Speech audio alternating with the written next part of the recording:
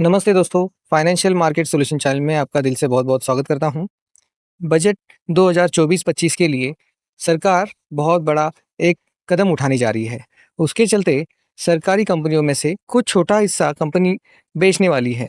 जैसे कि आप सभी जानते हैं, पिछले 1 साल से मार्केट में सभी कंपनियां बहुत अच्छे से काम कर रही है गवर्नमेंट की। उदाहरण के तौर पे माज़गांव डॉक, आईआरएफसी, एनएफएल और आरसीएफ, इन सब कंपनियों का मार्केट में मूल्यांकन वैल्यूएशन बहुत बढ़ चुका है और गवर्नमेंट चाहती है कि इसका कुछ हिस्सा बेच के कुछ पूंजी जमा की जाए, जिससे गवर्नमेंट को और ज़्यादा फ़ायदा हो।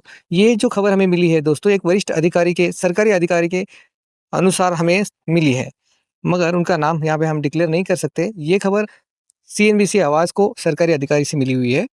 सरकार यहाँ पे माझगांव डॉक, शिप बिल्डर्स और साथ ही साथ कुछ रेलवे के और रक्षा क्षेत्र के चुनिंदा कंपनियों के छोटा हिस्सा बेचने की प्लानिंग में है। और इसका पॉजिटिव अगर आप देखेंगे दोस्तों, क्योंकि इन सब कंपनियों में गवर्नमेंट की हिस्सेदारी काफ़ी बड़ी है, तो उसको बैलेंस करने के लिए एज वेल एज ओएफएस के जरिए, मतलब ऑफर फॉर सेल के जरिए रिटेल निवेशकों को इसका हिस्सेदार बनाने के लिए गवर्नमेंट का ये कदम है।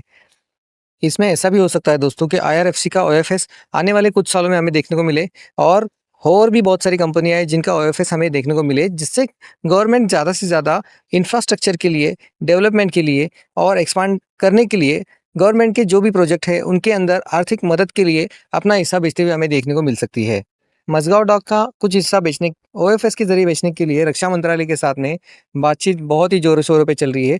साथ ही साथ एमडीएल के भी ओएफएस से बेचने का इनका प्लान था, मगर कुछ कारणों की वजह से ये नहीं बेच पाए और हो सकता है ये स्थगित हो जाए। अनुमानित राशि दोस्तों 50,000 करोड़ है, मगर हो सकता है ये कम या फिर ज़्यादा भी हो, जो आगे चल के भविष्य में हमें पता चलेगी जब ये फाइनली डिक्लेयर होगा ऑफिशियल तौर पे। ओएफएस से सरकारी कंपनियों का छोटा हिस्सा बेचना बहुत ही आसान तरीका है, ऐसा सिंघानिया एंड कंपनी का कहना है और ये खबर उनको मनी कंट्रोल से हमें पता चल रही है। आईआरएफसी का 11.36% हिस्सा गवर्नमेंट बेचने के फैसले पे आ रही है और उसमें से लगभग 7,600 करोड़ गवर्नमेंट को मिलेंगे और वर्तमान में अगर देखा जाए तो गवर्नमेंट के पास 86.36% हिस्सेदारी है।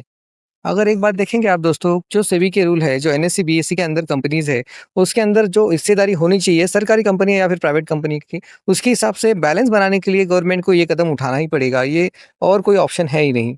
एमडीएल के अंदर गवर्नमेंट की 84.83% हिस्सेदारी है। हो सकता है अगले वित्त वर्ष या फिर इस वित्त वर्ष में 10% तक गवर्नमेंट इसमें से हिस्सेदारी बेचते हुए हमें दिखाई देगी।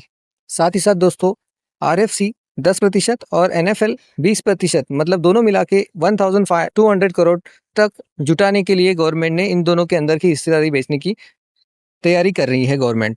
अगर गवर्नमेंट हिस्सेदारी बेच रही है, इसका मतलब ये नहीं कि ये कंपनियां पूरी तरह से दिवालिया हो रही है या फिर गवर्नमेंट का इसमें से कंट्रोल निकल जाएगा। उसका दूसरा अर्थ भी ले सकते हैं दोस्तों, जिससे इन कंपनियों के अंदर प्राइवेट रिटेल सेक्टर्स के लोगों की, मतलब कि आम जनता की हिस्सेदारी बढ़ेगी, जिससे इन कंपनियों पे और ज़्यादा कमांड आएगी या फिर इन कंपनियों को परफॉर्मेंस रेगुलरली साल दर साल बढ़ाते हुए दिखाना ही पड़ेगा। गवर्नमेंट में आपने अक्सर देखा होगा कि गवर्नमेंट में प्रोसेस होने के लिए बहुत समय लगता है, मगर वही कंपनियां जो शेयर मार्केट में लिस्टेड होती है तो उनको अपना performance regularly every year, day to day, every quarterly performance increase करते हुए दिखाना ही पड़ता है। यही एक ज़रिया होता है जिससे वो अपने आप को मेंटेन और बैलेंस कर सकती है। तो दोस्तों, आज के लिए खबर में इतना ही। अगर आपको ये वीडियो अच्छा लगा हो तो प्लीज़ लाइक, शेयर और सब्सक्राइब करना मत भूलिए। Thank you very much. मिलते हैं अगले वीडियो में।